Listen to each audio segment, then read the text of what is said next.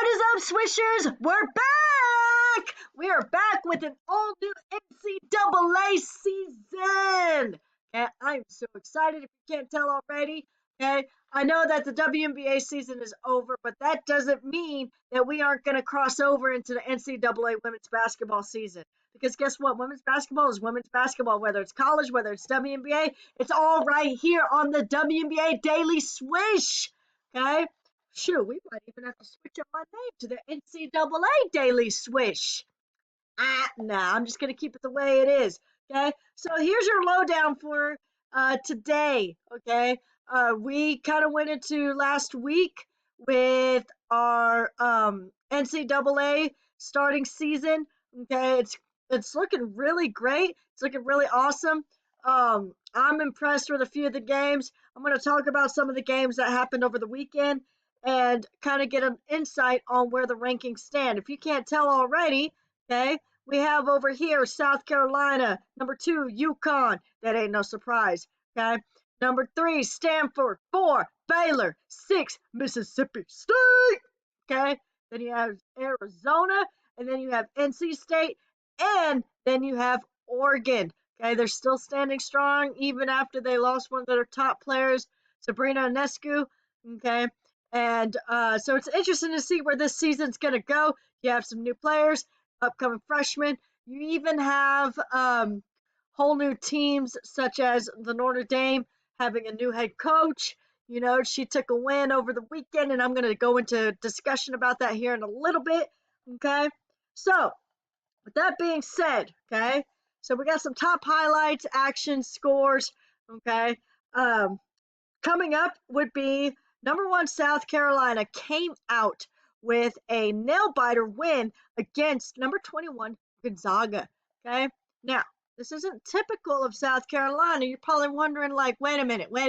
This team is number 21, okay, in the rankings. They're kind of down at the bottom, but they're still the top 25. But it shouldn't have been like that, right?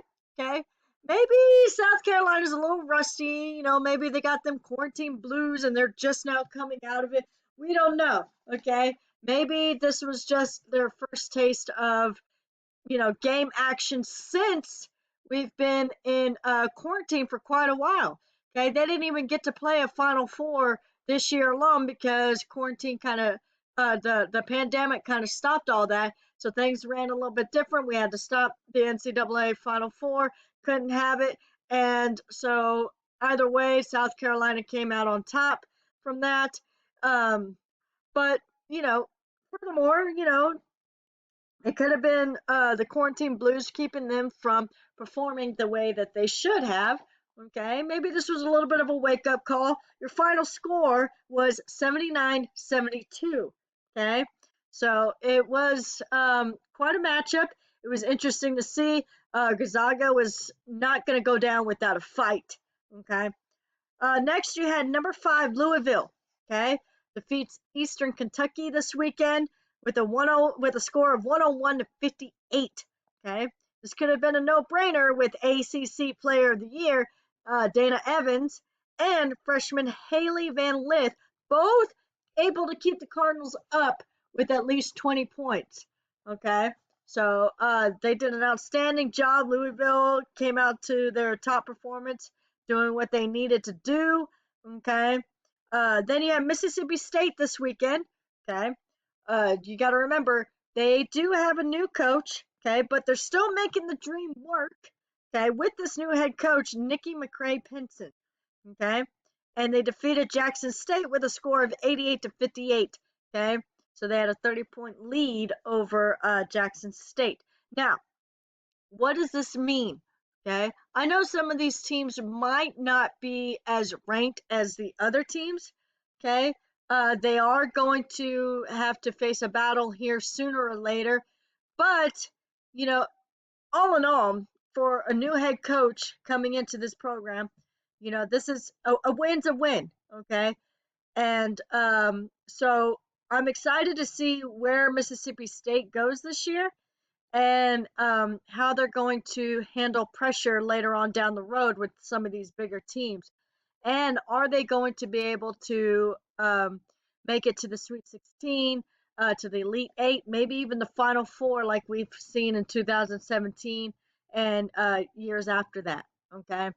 Um, then you had NC State, which took down North Carolina Central with a score of 108 to 70. Okay, not so bad, not so bad, right? Okay. Um, as you can see, NC State is actually number 8 right now on the rankings. Okay, this is our Power 10. This is our powerhouse right now. Okay, so I'm kind of looking forward to see, is this still gonna stand, or is this gonna change? College basketball is just like the WNBA. Anything can happen. Um, anything can change up the rankings. Anything, you never know. UConn might fall down to number 4. Baylor might reach up to the top and take over South Carolina. Okay, you just never know with these rankings. And I'm excited to see where it goes. And hopefully, the Final Four takes place in San Antonio as it was on the schedule. But there have been talks of maybe doing a bubble type Final Four where they go to the bubble or the wubble, whichever one, right? And they perform their Final Fours there with no spectators and keep it to a minimum because of COVID. Okay, so we want to keep everybody safe, right? Okay. Next, we have Kentucky beats Belmont. Okay, score was 70-50. Like I said, we've had a lot of hot action this weekend. Okay, this was a great opening weekend to the NCAA women's basketball. Okay, and I know all you diehard NCAA women's basketball fans are, etching to know what happens, and I am too. I'm a diehard UConn fan, if you couldn't tell already. Okay, I love my UConn girls, but I'm kind of interested to see where Gino Auriemma takes his girls, because he's got a couple new freshmen in there, um, and same thing with Notre Dame. If you think about it, Notre Dame is a fresh new team. Okay, we had Muffet McGraw retire, which was very very um, monumental moment, because if any of y'all know who Muffin McGraw is, you would know that she is a woman who doesn't back down, who has been a tremendous coach over the years, has sent many players to the WNBA, to include Kayla McBride, um, Arika Gumakwe. Uh, uh, I could go on and on and on about the list of players that she has sent off to the WNBA, has, and some of them have even become Hall of Famers. Okay, so it was kind of devastating, but you know what? You know, she left a legacy, just like Pat Summitt and other coaches before her. Okay, so something about Notre Dame this weekend was that Notre Dame, they won against Miami. Okay, which gave the new head coach Niall Ivy's first win since Muffet McGraw retired, and to me that's an accomplishment. um you don't, as a new head coach, I'm pretty sure there's a lot of pressure on her, because Notre Dame is known to be a top team, but right now, like I said, they are a very young, very fresh team. It's like they have to start all over from the bottom.